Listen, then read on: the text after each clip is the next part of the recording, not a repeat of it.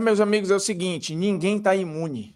Por maior que seja o salário, por melhor que seja a carreira, ninguém está imune a tomar alguns baques na sua saúde mental.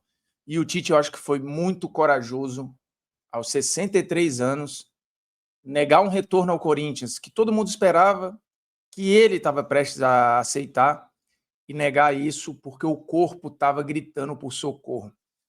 É um assunto complexo, envolvendo o Tite, ainda mais porque é um cara que saiu muito machucado da seleção, também saiu muito arranhado do Flamengo e agora teria a chance de retomar um rumo mais confortável, mais seguro na carreira, que era o retorno para um lugar onde ele tem e recebe tanto carinho, que é o Corinthians. Mas aos 45 do segundo tempo, o Tite entendeu que não dava, que não era a hora, e aí tá vindo uma avalanche de reações num assunto que é muito delicado e que, cara, eu vou te falar, é uma epidemia silenciosa no esporte de alto rendimento, tá? Seja no futebol ou em outras modalidades, e a gente já viu vários exemplos disso.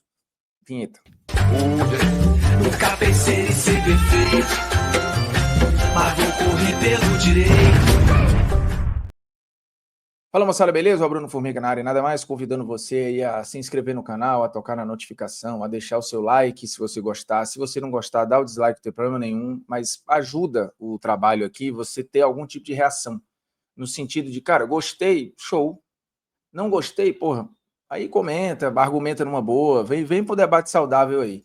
Porque, cara, é o seguinte, o assunto Tite movimentou o mundo do futebol, ou pelo menos no Brasil, nessa terça-feira, porque era o dia que ele era esperado para já começar os trabalhos no Corinthians. Houve, inclusive, mudança do horário do treino do Corinthians, ele iria assinar o contrato e ter este retorno, que era esperado pelo torcedor do Corinthians há muito tempo, né? Quando ele foi para a seleção, se esperava que quando ele saísse da seleção ele voltasse para o Corinthians. O Corinthians fez algumas aproximações com o Tite algumas vezes, incluindo 2023, quando ele não iria, teoricamente, voltar a trabalhar e acabou voltando, aceitando o Flamengo. Aquilo criou muito mal-estar com parte da torcida do Flamengo, mas enfim.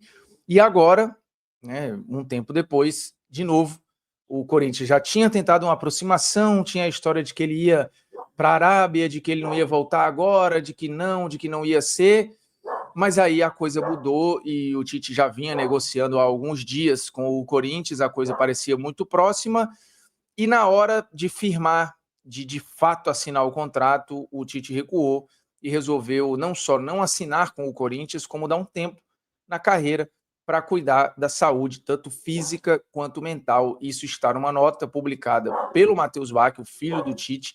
Tem um trecho da nota no Instagram da TNT, que eu acabei puxando aqui para o meu, e que fala que o Tite entendeu que existem momentos em que é preciso compreender que, como ser humano, ele pode ser vulnerável, e admitir isso certamente irá me tornar mais forte. Sou apaixonado pelo que faço e assim seguirei sendo, mas conversando com a minha família, observando os sinais que o meu corpo estava emitindo, decidi que o melhor a fazer agora é interromper a minha carreira. Então o Tite pausa a carreira dele. O Corinthians, logo depois, essa nota veio logo de manhã cedo, uma hora depois, mais ou menos, o Corinthians soltou a nota oficial dizendo: na manhã dessa terça-feira, o Esporte Clube Corinthians Paulista comunica que encerrou as negociações pelo retorno do técnico Tite. As partes ficaram muito próximas de acerto e o treinador era esperado para assinar o contrato e já comandar os trabalhos da equipe nesta terça. No entanto, por uma decisão pessoal, o Tite resolveu pausar momentaneamente a sua carreira para cuidar da sua saúde física e mental. O Corinthians deseja uma pronta recuperação ao técnico campeão da América e campeão do mundo. E você nota nesse final da nota como tem gratidão do Corinthians institucionalmente ao tratar e falar do assunto Tite. Eu entendo o torcedor do Corinthians ficar chateado, eu entendo o torcedor do Corinthians ficar frustrado, mas tem que ter muito cuidado para esse sentimento não virar uma raiva gratuita e desproporcional contra alguém que está em sofrimento. E aí você duvidar da nota, duvidar do que o Tite está sentindo, eu não acho honesto. Eu não acho que isso seja empático.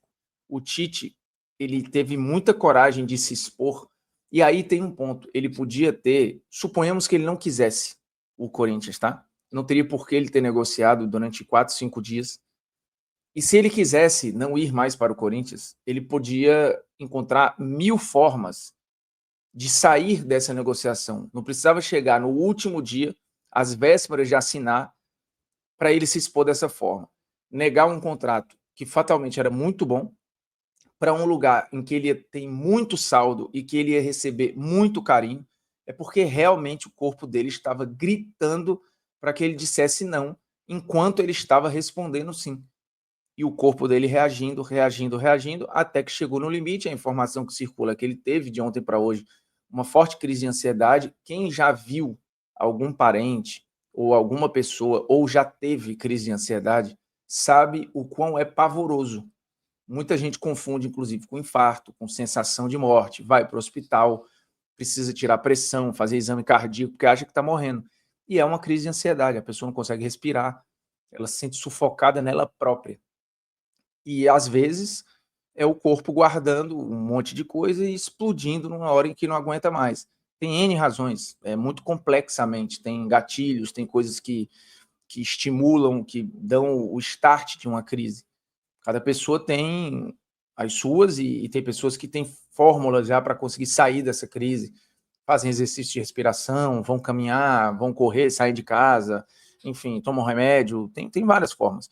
Eu não sei, da Copa para cá, o quanto o Tite tratou da saúde mental dele. Pelo que dá a entender pela nota, ele não tratou, porque ele entendeu agora que pode ser vulnerável. E é difícil você assumir mesmo, é muito difícil. É se sentir frágil, é se sentir impotente, é se sentir refém da própria mente. E expor isso é muito difícil, porque você fica à mercê de mais não sei quantos julgamentos. Você já se julga, você já se condena, você já se pergunta por quê, e tenta sempre ir negando, né? Até que chega um ponto que o corpo impõe essa barreira e fala, daqui não vai passar. E ou você aceita isso, ou você vai explodir. Então, o processo de aceitação é difícil mesmo. E o Tite chegou num limite para aceitar. Num momento em que ele poderia assumir um fardo, um trabalho, que ele não ia dar conta. Ou que o corpo dele, a mente dele, talvez não desse conta. O Tite, claramente, ele sentiu muito pós-Copa, mas muito, ele ficou muito recluso durante um tempo, ele sentiu bastante. Depois ele voltou para o Flamengo, o que já gerou muito desgaste, né, com a torcida do Corinthians, por exemplo, e não foi um bom trabalho, foi um trabalho ruim. E o Tite saiu muito questionado. E ele também se questionou, né? E aí eu imagino que esses dois baques que ele tomou, né, a perda da Copa do Mundo e a forma como ele saiu do Flamengo sem conseguir desenvolver um trabalho que ele imaginava que pudesse ser de excelência, eu imagino que em algum momento talvez o Tite tenha começado a se questionar também. E isso é muito ruim para profissionais de alto nível, quando você começa a duvidar da própria capacidade, quando você começa a sentir as críticas que são, às vezes, injustas, desproporcionais, que vão para o lado pessoal, que atingem sua família. É muito ruim. Lidar com isso é um desafio, não é para todo mundo, tem gente que consegue melhor ou pior, mas é muito difícil. Ah, mas ele ganha bem, é para isso, o trabalho é esse mesmo. Cara, não é bem assim, não. Não é bem assim, não. A gente aceitar, normalizar e achar que, putz, todo mundo vai saber lidar com hate, com críticas que, de novo, não são críticas construtivas, são críticas, às vezes, só para machucar mesmo. E aí você começa a pensar, cara, será que eu sou isso que as pessoas estão falando? Será que eu sou isso que as pessoas estão julgando, estão rotulando? Isso já aconteceu com atleta, já aconteceu com treinador, já aconteceu com jogador.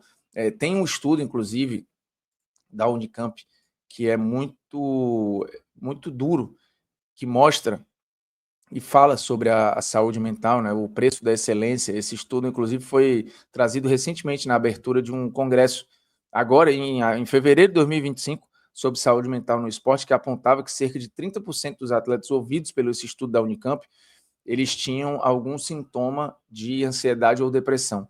Um percentual, inclusive, já tinha pensado em suicídio, e 6%, salvo engano, tinha de fato já atentado contra a própria vida. Isso porque você tem uma cobrança muito grande. Está aqui o estudo, ó.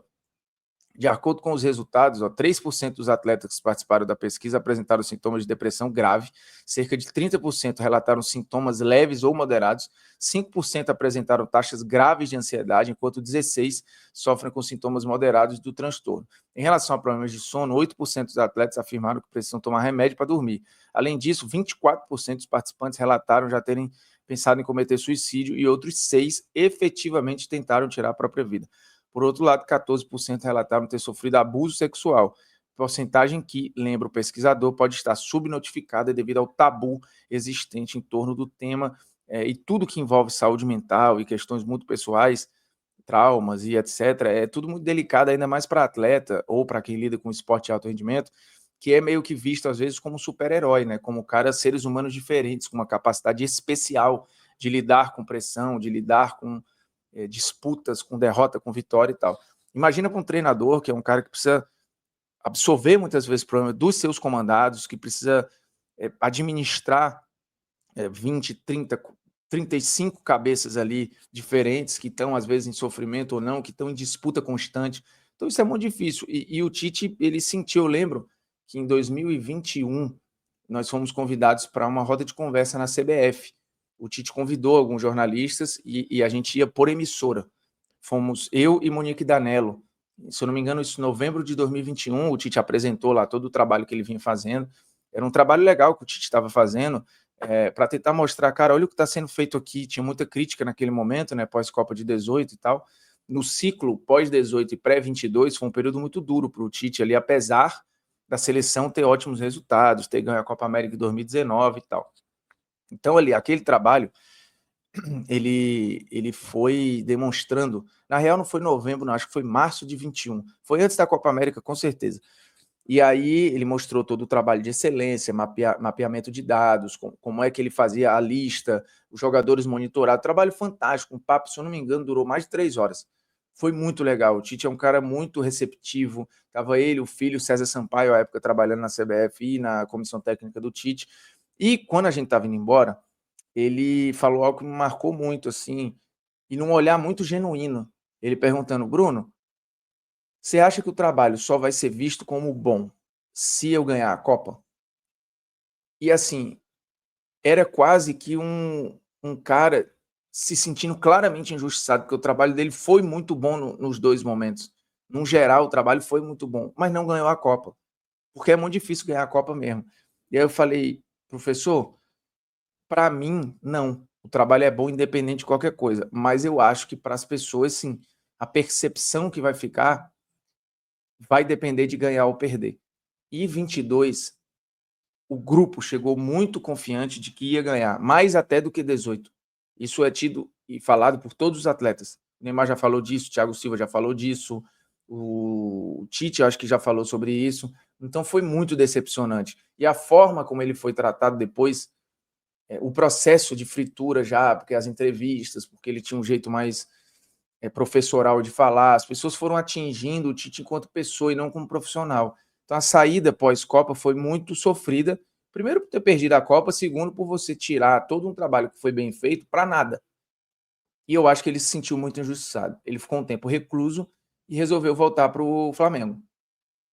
Ele ficou ali quase um ano afastado, né, de dezembro de 22 até mais ou menos outubro de 23, mas era muito difícil ali. O Flamengo é um holofote, uma pressão gigantesca, e ele acabou não conseguindo dar conta ali. O time não melhorou da virada do ano, não conseguiu dar respostas ali em boa parte de 2024. Acho que quando o Felipe Luiz assumiu e se expôs ainda mais o trabalho do Tite, que realmente assim ele estava com problemas. E talvez ele já tivesse saturado, talvez ele já não tivesse conseguindo encontrar resposta, e isso refletiu num trabalho ruim, que fatalmente ele tem essa noção. As entrevistas do Tite pareciam cansadas, ele parecia, às vezes, muito desgostoso com o que ele estava fazendo ali, e talvez o corpo já estivesse dando esses sinais. E agora ele tentou voltar. E o corpo provavelmente guardou aquelas memórias, aquelas sensações ruins, e falou, cara, eu não quero passar por tudo isso agora de novo. Eu não quero. E eu não quero que você passe. E aí o corpo deu o recado. E ele precisou segurar. Então, assim, eu acho que foi muito corajoso da parte do Tite se expor assim, sabendo que ia receber muito hate, que o torcedor do Corinthians, no geral, ia ficar muito revoltado, que, no geral, o torcedor não ia entender. Eu acho que, do ponto de vista de gestão de imagem, era mais fácil ele aceitar do que ele negar. Só que o corpo dele não ia suportar essa aceitação. O corpo dele não ia aguentar esse sim. E demarcou um limite. E eu torço do fundo do coração de que o Tite tire o tempo que for preciso, se for 6 meses, 1 ano, 2 anos. Ele não precisa mais, né? Aos 63 anos, o Tite está resolvido. Ele ganhou tudo praticamente que disputou. Ele provavelmente está muito resolvido financeiramente. Então, assim, ele só volta se ele realmente ainda brilhar o olho, se o coração dele pulsar por aquilo ali e se o corpo dele e a mente dele permitirem. Eu torço muito para que ele volte bem, volte feliz, volte pleno, porque, cara, o esporte ele cobra um preço muito alto. A Simone Biles, que é a ginasta mais vencedora da história, deu esse recado, mesmo estando no topo da pirâmide, na Olimpíada, que seria o auge dela 2016, e ela sentiu, 2020 na real, né? E ela não aguentou. Mais recentemente, a Rebeca Andrade recebeu o prêmio Laureus, agora, segunda-feira, né? E quando foi premiada, a primeira coisa que ela agradeceu foi a psicóloga dela. Então, cara, assim, ser atleta de alto rendimento, assim, você exige muito do seu corpo, mas principalmente da sua mente. E tem horas que a mente exige um descanso. E provavelmente o Tite quis voltar antes da hora, né? Em relação ao corpo dele, à mente dele. Então, assim, muita força, um abraço pro professor e que ele volte bem o mais rápido possível aí, beleza? E você, se sentir qualquer sinal de alerta, vá se cuidar também, tá? Saúde mental é saúde também, tá? É saúde.